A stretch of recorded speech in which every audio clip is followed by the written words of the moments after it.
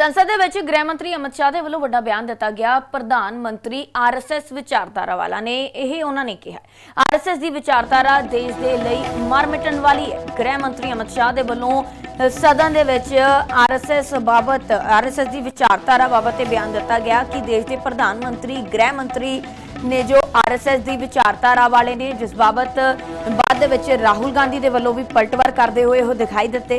RSS की विचारधारा नूं लैके सदन दे विच गृह मंत्री अमित शाह ने यह बड़ा बयान दिता।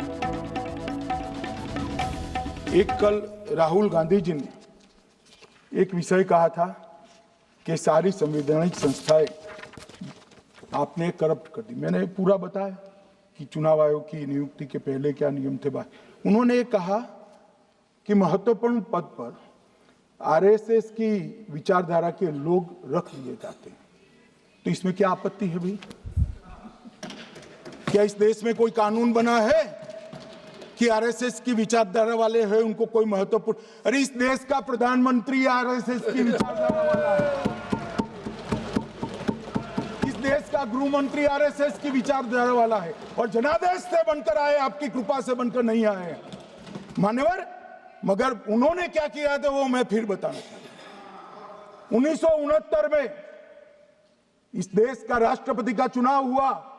1969 में इंदिरा जी अपनी पार्टी के अंदर ही संघर्ष करती थी। पार्लियामेंट्री बोर्ड ने राष्ट्रपति के चुनाव के प्रतिनिधि के रूप में कांग्रेस पार्टी का अधिकृत उम्मीदवार बनाया श्री संजीव रेड्डी को, और इंदिरा जी ने प्रधानमंत्री रहते हुए अपने पार्टी के मैंडेट को ही डिफाई कर कहा कि राष्ट्रपति का चुनाव में वोटिंग अंतर आत्मा की आवाज से करनी चाहिए, और उन्होंने श्री वीवी गिरी को प्रत्याशी बनाया मान्यवर। और फिर हुआ क्या? अल्पमत में थी वो। संजीव रेड्डी जी के वोट ज्यादा थे। जीतने के लिए उन्होंने कम्युनिस्टों से समाधान किया और इस देश की सारे संस्थान पर, शिक्षा संस्थान पर, महत्वपूर्ण संवैधानिक पद पर कम्युनिस्टों को बिठाने का काम ये इंदिरा गांधी जी ने, और वहीं से इस देश के विमर्श को बदलने का काम किया है, वहीं से किया है।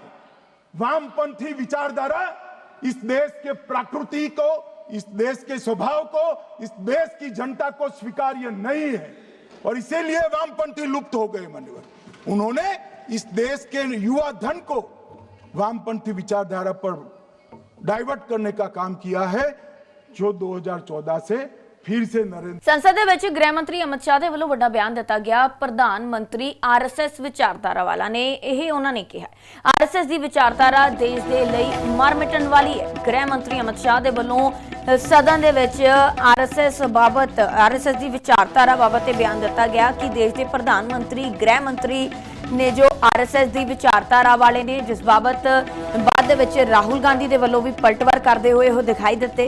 आरएसएस की विचारधारा नूं लैके सदन दे विच गृह मंत्री अमित शाह ने यह बड़ा बयान दिता।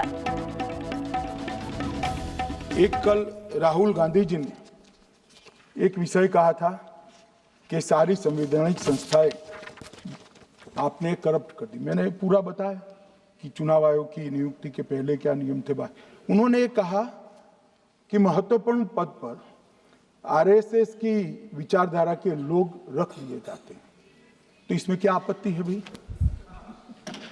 क्या इस देश में कोई कानून बना है कि आरएसएस की विचारधारा वाले हैं उनको कोई महत्वपूर्ण? अरे इस देश का प्रधानमंत्री आरएसएस की विचारधारा वाला है, इस देश का गृह मंत्री आरएसएस की विचारधारा वाला है, और जनादेश से बनकर आए, आपकी कृपा से बनकर नहीं आए मान्यवर। मगर उन्होंने क्या किया था वो मैं फिर बताना चाहता हूं। 1969 में इस देश का राष्ट्रपति का चुनाव हुआ।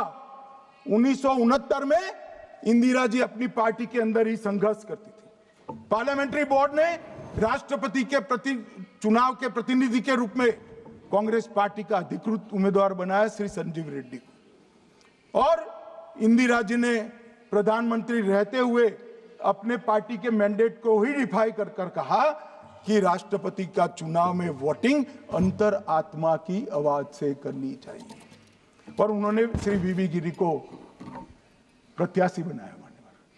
और फिर हुआ क्या? अल्पमत में थी वो। संजीव रेड्डी जी के वोट ज्यादा थे।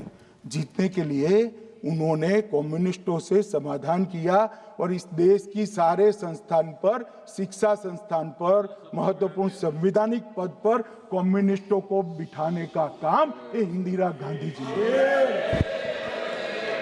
और वहीं से इस देश के विमर्श को बदलने का काम किया है, वहीं से किया है। वामपंथी विचारधारा इस देश के प्रकृति को, इस देश के स्वभाव को, इस देश की जनता को स्वीकार्य नहीं है और इसीलिए वामपंथी लुप्त हो गए। माननीय उन्होंने इस देश के युवा धन को वामपंथी विचारधारा पर डाइवर्ट करने का काम किया है, जो 2014 से फिर से नरेंद्र